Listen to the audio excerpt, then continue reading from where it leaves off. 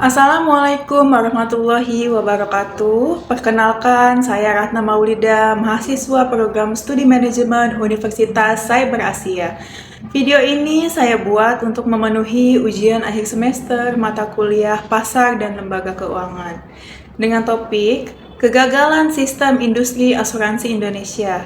Belajar dari kasus Jiwasraya dan Wana Arta Life, serta bagaimana seharusnya masyarakat, perusahaan asuransi, dan OJK bersikap menghadapi persoalan ini. Ada 6 poin yang akan saya bahas. Yang pertama, latar belakang masalah. Yang kedua, kronologi kasus Jiwasraya dan Wana Arta Life. Yang ketiga, mengapa kasus ini disebut kegagalan sistemik. Keempat, dampaknya.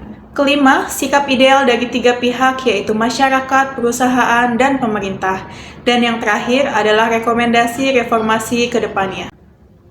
Dalam 1 dekade terakhir, industri asuransi jiwa nasional diwarnai rentetan kasus gagal bayar, mulai dari AJB Bumi Putra, Jiwasraya, Kresna Life, hingga Wana Arta Life.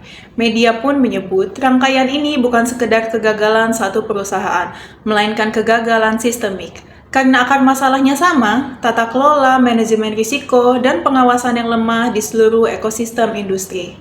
Presiden Joko Widodo bahkan pernah menyoroti langsung dampaknya terhadap masyarakat kecil yang kehilangan tabungan mereka, dan menegaskan pentingnya pengawasan OJK agar kasus serupa tidak terulang.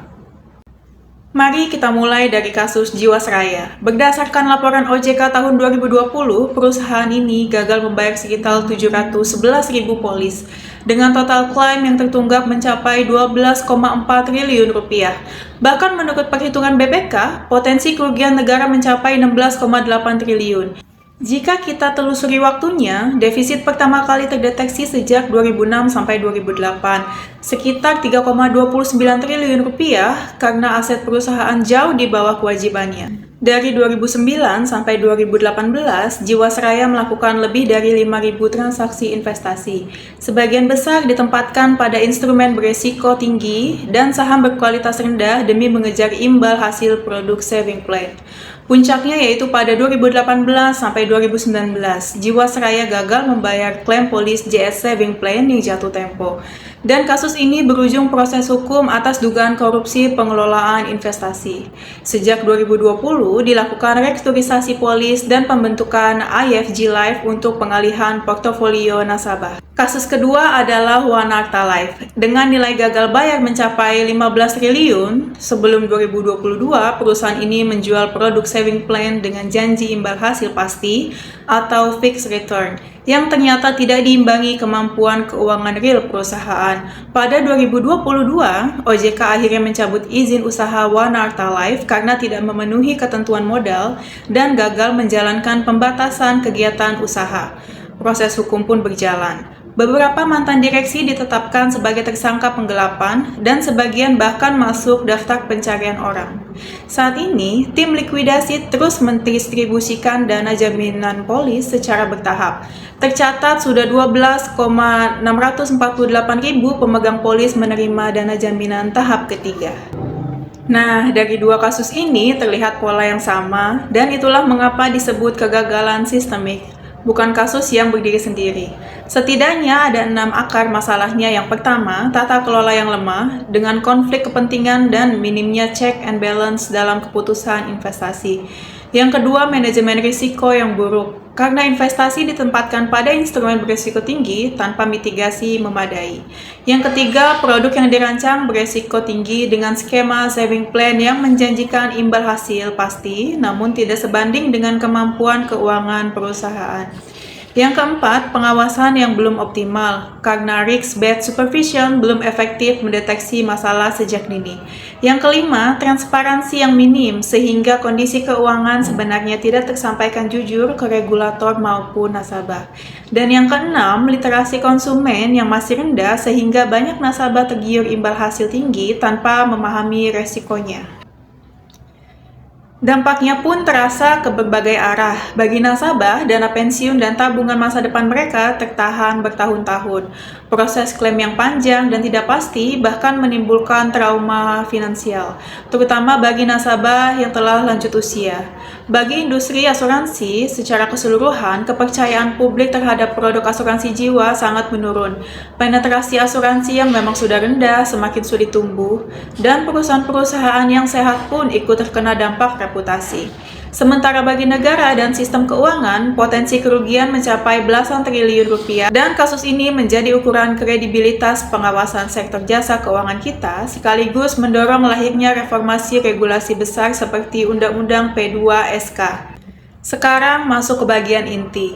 Bagaimana seharusnya ketiga pihak bersikap, dimulai dari masyarakat atau konsumen. Sebelum membeli polis, konsumen sebaiknya mengecek legalitas dan rekam jejak perusahaan lewat portal resmi OJK, mewaspadai produk yang menjanjikan imbal hasil tetap terlalu tinggi, membaca dan memahami polis secara menyeluruh. Jangan hanya percaya penjelasan agen, serta terus meningkatkan literasi keuangan secara mandiri.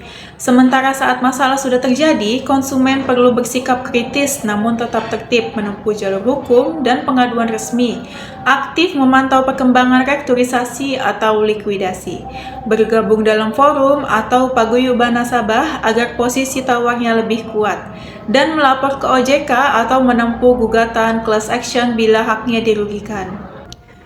Dari sisi perusahaan asuransi, setidaknya ada 4 hal yang perlu dijalankan. Yang pertama, good corporate governance, menjalankan prinsip transparansi, akuntabilitas, dan independensi, serta menghindari konflik kepentingan dalam keputusan investasi. Yang kedua, manajemen risiko yang prudent, dengan menempatkan dana premi pada instrumen yang sesuai profil risiko dan kewajiban jangka panjang kepada nasabah, bukan sekedar mengejar imbal hasil. Yang ketiga, desain produk yang realistis, yaitu menawarkan skema imbal hasil yang sejalan dengan kemampuan keuangan real perusahaan, bukan janji fixed return yang tidak berkelanjutan. Dan yang keempat, keterbukaan informasi, yaitu melaporkan kondisi keuangan secara jujur kepada regulator, sekaligus memberi edukasi yang jelas kepada calon nasabah. Selanjutnya, peran pemerintah dalam hal ini yaitu adalah OJK. Ada 5 hal yang menjadi kunci. Pertama, pengawasan berbasis risiko yang diterapkan secara konsisten agar penyimpangan terdeteksi sejak dini, bukan setelah defisit membesar bertahun-tahun. Yang kedua, penegakan hukum yang tegas dengan sanksi administratif hingga pencabutan izin usaha yang konsisten bagi pelanggar ketentuan prudensial. Yang ketiga, penguatan regulasi lewat UU P2SK, terutama dengan mengimplementasikan program penjaminan polis bersama lembaga penjamin simpanan. Yang keempat, koordinasi lintas otoritas. OJK perlu bersinergi dengan Kementerian Keuangan, Bank Indonesia, dan LPS melalui Komite Stabilitas Sistem Keuangan untuk mencegah resiko sistemik meluas. Dan yang kelima, edukasi serta perlindungan konsumen dengan meningkatkan literasi keuangan publik dan mempercepat penanganan pengaduan nasabah. Sebagai penutup analisis, saya ingin menyampaikan 4 rekomendasi arah reformasi ke depan. Yang pertama, mempercepat implementasi program penjamin polis sebagai jaring pengaman nasabah. Yang kedua, penguatan kelembagaan OJK dengan perluasan kewenangan pengawasan agar celah pengawasan semakin menyempit. Yang ketiga, standarisasi produk saving plan dengan pembatasan skema imbal hasil pasti yang tidak proporsional terhadap kemampuan keuangan perusahaan. Dan yang keempat, penguatan tata kelola dan audit lewat kewajiban audit, aktuaria, dan investasi independen secara berkala dengan pelaporan yang lebih transparan kepada publik. Sebagai kesimpulan, kasus Jiwasraya dan One Arta Life menunjukkan bahwa kegagalan bayar bukan semata masalah satu perusahaan, melainkan hasil dari lemahnya tata kelola perusahaan, manajemen risiko, dan pengawasan otoritas yang berjalan bersamaan. Karena itu, kepercayaan terhadap industri asuransi hanya bisa dibangun kembali jika 3 pihak bergerak searah. Masyarakat yang kritis dan melek literasi keuangan, perusahaan yang berintegritas dan mengutamakan kepentingan nasabah jangka panjang, serta pemerintah dalam hal ini yaitu OJK yang tegas mengawasi sejak dini dan konsisten menegakkan aturan. Seluruh data dan fakta dalam presentasi ini saya susun berdasarkan sumber-sumber yang dapat dipertanggungjawabkan, yang seluruhnya saya cantumkan pada slide referensi. Demikian presentasi dari saya mengenai kegagalan sistemik industri asuransi Indonesia melalui kasus Jiwasraya dan One Arta Life. Semoga bermanfaat dan menjadi bahan refleksi bahwa kepercayaan publik terhadap industri keuangan adalah tanggung jawab bersama. Terima kasih. Wassalamualaikum warahmatullahi wabarakatuh.